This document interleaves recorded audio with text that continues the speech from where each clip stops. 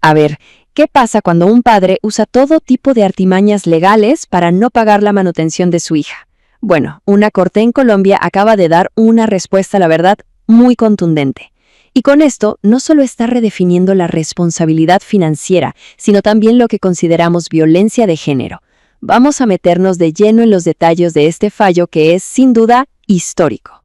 Y bueno, todo terminó aquí, en la máxima instancia judicial del país, la Corte Constitucional.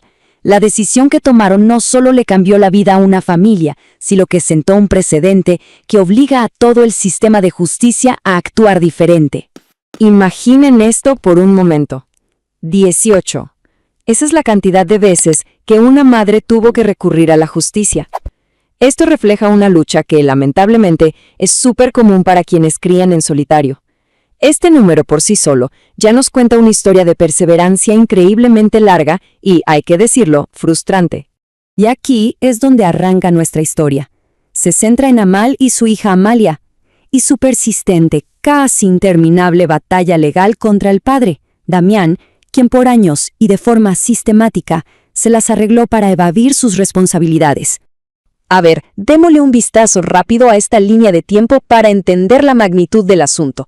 Todo empieza en 2007 con un acuerdo. 10 años después, en 2017, el padre vende su única propiedad para no pagar. O sea, la intención es clarísima. A pesar de que lo condenan penalmente en 2019, la lucha siguió hasta que un tribunal finalmente dijo, esto fue un fraude y es violencia económica. De verdad, esto fue una maratón por la justicia, no una carrerita. Bueno, ahora pasemos al acto central de todo este drama, el engaño.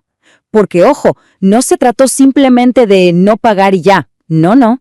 Fue un plan súper deliberado para manipular el sistema y básicamente parecer que no tenía con qué responder. El punto clave, el meollo del asunto, es este. Damián fingió vender su única propiedad. El objetivo, pues más que claro, deshacerse del bien en el papel para poder declararse insolvente y así sacudirse de su deber como padre.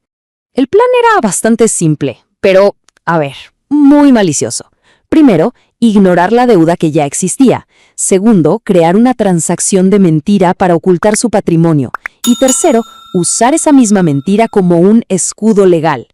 Esto nos muestra con una claridad increíble la intención que había detrás de sus acciones. Y el término legal para esta jugada es simulación absoluta, que en palabras sencillas es como un teatro legal. Las partes firman un contrato que parece 100% real, pero por debajo de la mesa acuerdan que es pura farsa, que no se va a mover ni un centavo y que todo es para engañar a terceros. Y aquí es donde la historia se pone todavía más interesante. ¿Por qué? Porque el sistema judicial no tuvo una sola respuesta. Jueces distintos vieron el mismo fraude de maneras muy diferentes, y eso obligó a que el caso llegara hasta lo más alto. Miren este choque de trenes. El primer juez lo vio clarísimo. Esto es un fraude y es violencia económica. Pero luego, un segundo tribunal, aunque dijo sí, es verdad, fue un fraude, le quitó la parte de la violencia. O sea, se generó una contradicción legal que alguien tenía que resolver. Y esta división de opiniones fue justamente lo que lo cambió todo, porque significaba que no había una respuesta clara y definitiva en la ley. Por eso, el caso tenía que subir sí o sí hasta la Corte Constitucional, para que pusiera una regla para todo el país.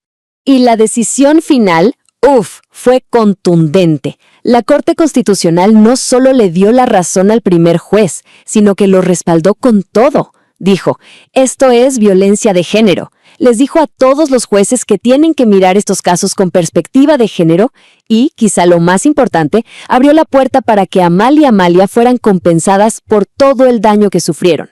Ahora sí, hablemos de la parte más revolucionaria de esta decisión, porque la Corte no solo resolvió un caso puntual, sino que redefinió una categoría completa de abuso. Dejó clarísimo que hacer daño económico a propósito es, sin ninguna duda, una forma de violencia. Pero, ¿Qué es exactamente la violencia económica? Bueno, según la Corte, es cualquier acto que daña la estabilidad financiera de una mujer por su condición de género. Evadir la manutención es el ejemplo perfecto. Al no pagar, el padre no solo le niega un derecho a su hija, sino que le pone una carga económica y emocional mucho más pesada a la madre. Esta cita del primer juez que vio el caso es, de verdad, muy potente. Captura la esencia del problema. Esa creencia de que las obligaciones de un padre son opcionales, casi un capricho y no un deber fundamental. Expone perfectamente la mentalidad que hay detrás de este tipo de abuso. Entonces, hablemos del futuro. ¿Por qué esto es tan importante? Porque el impacto de esta sentencia va mucho, mucho más allá de Amal y Amalia. Establece un nuevo estándar, una nueva herramienta legal para miles de personas que están en situaciones parecidas. Y el mensaje no podría ser más claro, más directo. El sistema judicial ahora lo dice con todas sus letras. Esconder bienes para no cumplir con los hijos no es una viveza o una estrategia financiera astuta. Es violencia. Y se va a tratar como tal.